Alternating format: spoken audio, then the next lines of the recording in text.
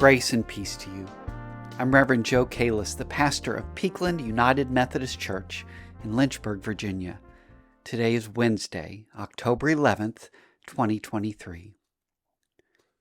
On February 9th, 1709, a 5-year-old boy by the name of John Wesley was caught in a house fire. Young John Wesley was the son of Susanna Wesley and Reverend Samuel Wesley, who was a priest in the Church of England, and they lived in the rectory in the town of Epworth in central England. On the night of February 9th, the rectory caught fire, and John was trapped in the second-floor nursery. John's father tried in vain to rescue his son, but the flames beat him back each time. Convinced that John could not be saved, the family knelt in the garden and prayed God to receive his soul. A couple of quick-thinking neighbors acted to save John, one standing on the shoulders of the other, pulling John through the open window to safety just as the house fire brought the roof down on John's room. After the fire, John's mother, Susanna, referred to John as the brand plucked from the fire, which is a biblical reference to Zechariah chapter 3, verse 2, in which God saves a high priest of the temple from ruin. John Wesley would grow to become a priest in the Church of England like his father, and when he was in his mid-20s, John Wesley led a group of fellow college students at Oxford University in daily and weekly Bible studies, and also acts of service to those in need. Those were the first Methodists. That small group grew and expanded beyond Oxford into all of Britain and into the British settlements in North America.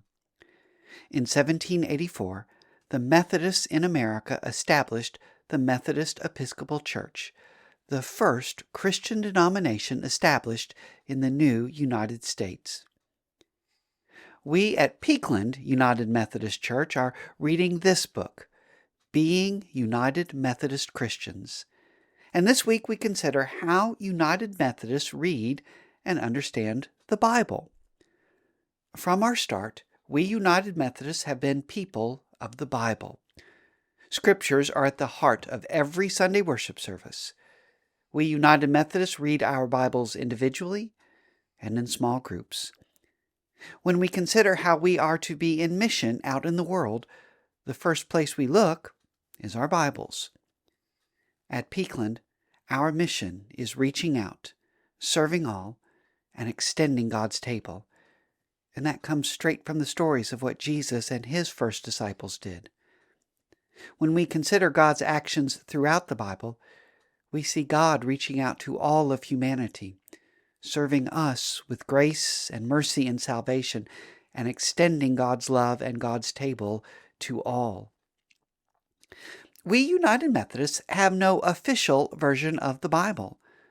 I tend to read the New Revised Standard Version. Many folks like the NIV or the Message or the Common English Bible. Many folks still read the King James Version. And in the same way, we United Methodists have no one person who is the end-all, be-all authority in interpreting the Bible. As your pastor, part of my ministry is preaching and interpreting the Scriptures in the way that God has laid on my heart. And you may agree or disagree with what I say. That's normal. That's one of the best parts of being United Methodist. We read the Scriptures and talk about them and debate them, and maybe we disagree. And then we go about our ministries with each other out in the world. As I said this past Sunday in worship, that's one of the things I love about being a United Methodist. This upcoming Sunday, October 15th, Peakland welcomes Reverend Denise Bates, our Mountain View District Superintendent, and she'll preach in our worship services. She'll share with us the challenges and the blessings she sees in being a United Methodist and what we United Methodists have in common with other Christian churches. Join me on Sundays, in person, at our 8:30 and 11 o'clock worship services in the sanctuary, our 9:45 contemporary Horizons worship service in our fellowship hall, and online beginning at 11 a.m. I'm leading a discussion on the book, Being a United Methodist Christian, on Monday nights at 7 p.m. here at the church. Deacon Andrew is leading a discussion Tuesday morning at the Community Market Building in downtown Lynchburg.